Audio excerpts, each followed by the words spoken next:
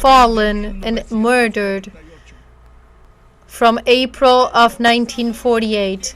In the middle of this that has different phases, one was the war between conservatives and liberals, when conservatism was power in Colombia and decided to imitate the fascists and Hitler's, killing the rural people with brutal massacres that we are told in stories and books, but TV is silencing, to see that if our young generations forget this and does not notice that the same ones who unleashed that violence against the rural workers in the midst of the 20th century is the same one who are unleashing those who want to continue unleashing that violence if they try and they manage to win over this government, if they make us kneel down, if they try to silence my boys, if they manage to silence the flags that we have held up high. And I can say that we are not going to kneel down.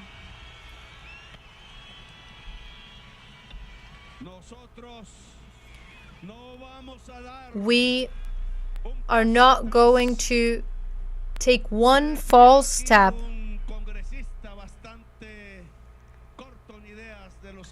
One of the congressmen here, very lacking of ideas, was telling me that now I'm going to really understand why they put us in the listings, that I had to switch positions. And I was saying, I have never given to any mafia proposals. These attitudes for me are nothing but the expressions of the Miami mafia, who are sleeping with their allies in Florida because they're trying to kneel down a president that is not being able and let to do their own business in the United States. But I have never made any of those businesses. I have made no deals with that. I have no money in the United States. I have no accounts for them to freeze. I have nothing, not now or in the future, any plans to make any businesses with the United States.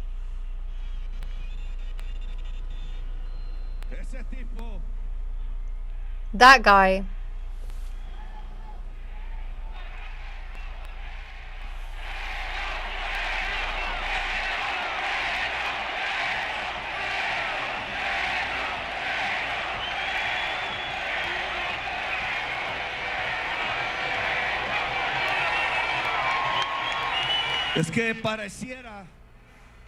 It seems that they haven't been able, and I know that Mr. Trump does not know who am I, what I think, and the history of this country. He doesn't even know for certainty where Colombia is, who raised the cultivation, the production of coke leaves in this country, and who stopped them, who is really fighting drug trafficking in Colombia,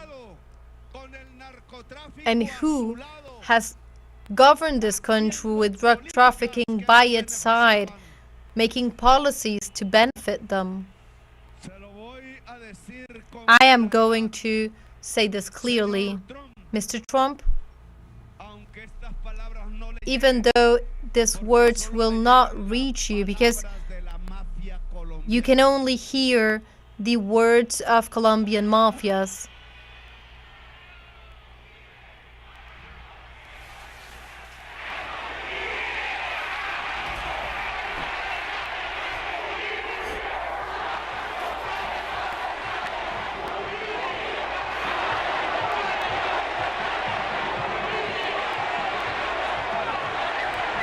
El señor Trump Mr. Trump is attacking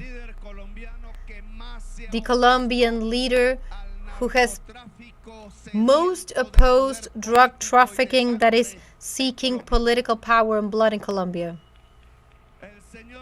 Mr. Trump is attacking the leader who is trying to build a people's democracy, transparent and without mafias, and has continuously for years denounced the names of those mafia chiefs who were sitting down in order to make legislation at night while during the day they were making lists of those people that they were ready to massacre. But Mr. Trump has some allies. Many of them have shown their faces differently than what happened in Brazil or in Mexico, where the society, all of them, closed ranks from the lower classes to the richest classes next to their own government in the face of the United States. But here, something different happened. Groups of businessmen with lies and political power that is also a lie, they went to look for, not to respond, but to try for the far right of the United States to take sanctions and measures against the Colombian president. Those allies of you, Mr. President, they are Colombia's mafia.